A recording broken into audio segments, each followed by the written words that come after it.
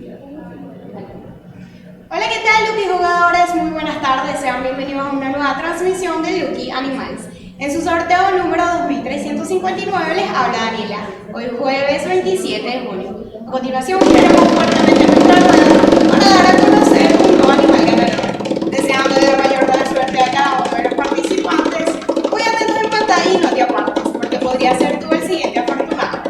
Recordándoles que en su sorteo anterior, el animal ganador fue la paloma con el número 14. Y en esta ocasión, el animal ganador es